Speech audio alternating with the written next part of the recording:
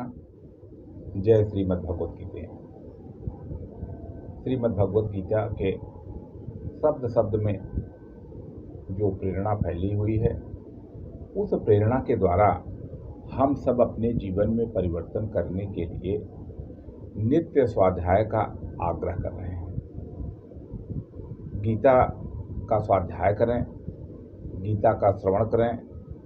और भगवान कृष्ण ने जब अवतार लिया तो उन्होंने अर्जुन को माध्यम बना करके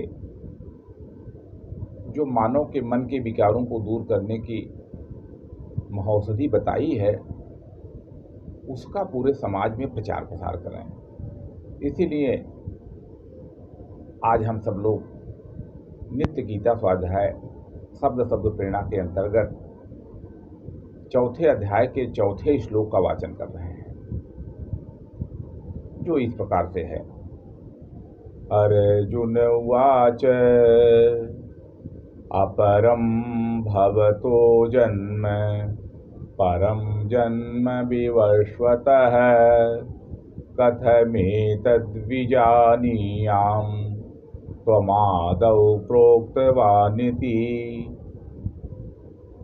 अर्जुन ने कहा, हे भगवान, आपका जन्म तो अभी का है, वर्तमान समय का है, और सूर्य का जन्म तो बहुत प्राचीन है, यानी कल्प के प्रारंभ में ही सूर्य का जन्म हुआ है। तो मैं यह कैसे समझूं कि इस योग का उपदेश आपने सूर्य को कल्प के प्रारंभ में दिया। बंधुओं, यहाँ पर अर्जुन एक जिज्ञासु शिष्य के रूप में दिखाई पड़ रहे हैं। इतने महान योद्धा होने के बावजूद भी वह क्या प्रश्न कर रहे हैं, इस पर विचार करना बड़ा महत्वपूर्ण है। भगवान कृष्ण तो युद्ध के बहुत बड़े जानकार भी हैं, लेकिन वो ये पूछ रहे हैं युद्ध के मैदान में कि आपका जन्म तो अभी का है और आपने सूर्य को उपदेश कह रहे हैं कि सृष्टि के रचना के प्रारंभ में दिया था। ये मैं कैसे समझूं? बंधुओं, यहाँ पर जिज्ञासा जो है एक बड़ा महत्वपूर्ण जीवन सूत्र है। वास्तव में श्रेष्ठ जिज्ञासा ही व्यक्तित्व को महान बनाती है। जिस समाज में लोग जिज्ञासा से ओतप्रोत होते हैं, वहाँ पर विज्ञान में नए नए प्रयोग होते रहते हैं, समाज में नए नए सुधार होते रहते हैं, अनेक रचनाएं बन जाती हैं। क्यों हम जानना चाहते हैं, हम सीखना चाहते हैं, लेकिन जब जिज्ञासा ही नहीं होती है, जानने की प्रबल भावना भी नहीं होती है, तो समाज में नई चीज़ों का आगमन नहीं हो पाता है।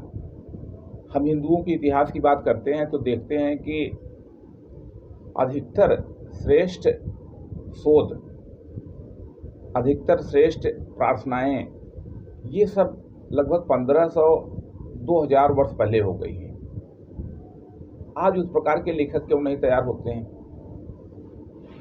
तो उसका कारण यही है कि सामान्यतः हम सब लोग वर्तमान में चल रहा है, केवल उसी में निमग्न रहते हैं। कार्यक्रम में, शादी में, विवाह में, इन्हीं सब बातों में अपनी पूरी मानसिक ऊर्जा को लगा देते हैं। हमारे मन में कोई जिज्ञासा पैदा ही नहीं होती है। उदाहरण देखिए भगवान बुद्ध का, कि उन्होंने एक वृद्ध व्यक्ति को देखा तो उनके मन में क्या विचार पैदा हो गया, तो उन्होंने कहा कि क्या मैं भी वृद्धावस्था को प्राप्त होऊंगा। उन्होंने एक मुर्दे को देखा तो मुर्दे को देख करके उनके विचार में आया कि क्या मुझे भी मरना पड़ेगा। तो ये जो विचार था, वास्तव में विचारों ने ही तो भगवान को बुद्ध बनाया। तो जब व्यक्ति के अंदर जिज्ञासा बनी रहती है, हमें भी अपने जीवन में जिज्ञासा को महत्व देना चाहिए। देखिए एडिसन, जिन्होंने बल्ब का आविष्कार किया, 1000 बार वे बल्ब बनाने में असफल हुए, लेकिन उनकी जिज्ञासा प्रबल बनी रही, और जिसका परिणाम यह हुआ कि पूरे संसार को आज बल्ब के प्रकाश का विद्युत के द्वारा प्रकाश कैसे प्राप्त किया जाए, ये जो पद्धति उन्होंने खोजी, उसका लाभ पूरी सृष्टि, पूरे समाज को मिल रहा है। तो 3 बातें और बंधुओं कि देखिए कि अर्जुन सामान्यतः किस बात की जिज्ञासा कर रहे हैं, तो यहाँ पर जन्म की जिज्ञासा कर रहे हैं कि जन्म कैसे होता है, आपका जन्म कब हुआ। आप कह रहे हैं कि हमारा जन्म तो बहुत प्राचीन काल का है। तो सामान्यतः आप देखिए कि एक बात है कि हम सब लोग, कोई भी हो, थोड़ा सा भी समझदार हो जाता है तो उसे मृत्यु के बारे में तो पता है कि मृत्यु होगी, शरीर तो छूटेगा, लेकिन पुनर्जन्म होता है ऐसा अपना हिंदू धर्म कहता है, लेकिन उसका अनुभव तो बहुत कम लोगों को होता है। लेकिन यहाँ पर अर्जुन जो जिज्ञासा कर रहे हैं कि पुनर्जन्म की जिज्ञासा कर रहे हैं, तो जो अपना योग है, योग की जिज्ञासा, पुनर्जन्म की जिज्ञासा, नई नई बातों को जानने समझने की जिज्ञासा अगर किसी समाज में फैल रही है, व्याप्त हो रही है, तो निश्चित रूप से वो समाज आगे जाएगा। तो हम सब लोगों के अंदर भी ज्ञान प्राप्ति की जिज्ञासा होना चाहिए, अपने जीवन को आगे ले जाने के लिए जिज्ञासा होनी चाहिए। कई ऐसे बंधु हैं, वे अपने शरीर में क्या हो रहा है उसकी जिज्ञासा ही नहीं करते हैं। हम देखिए सामान्यतः सुख तो चाह रहे हैं, लेकिन सुख का विज्ञान नहीं समझना चाहते हैं। तो बंधुओं, इस श्लोक की प्रेरणा से अगर अर्जुन जैसा महान वीर यह जिज्ञासा कर सकता है, वो भी युद्ध के मैदान में जहाँ की लड़ाई होने वाली है वहाँ पर वो जन्म मृत्यु की चिंता कर रहा है, जानकारी लेना चाह रहा है, तो हम लोगों को भी इन शाश्वत प्रश्नों का विचार करना चाहिए कि हम कहाँ से आए हैं, हम कहाँ जाएंगे, और जो सृष्टि है, जो प्रकृति है, प्रकृति से हमारा संबंध क्या है। आज विज्ञान का समय है, लेकिन हम प्रकृति से जो हमारा संबंध है उसको कभी कभी जान करके भी उसकी उपेक्षा कर देते हैं।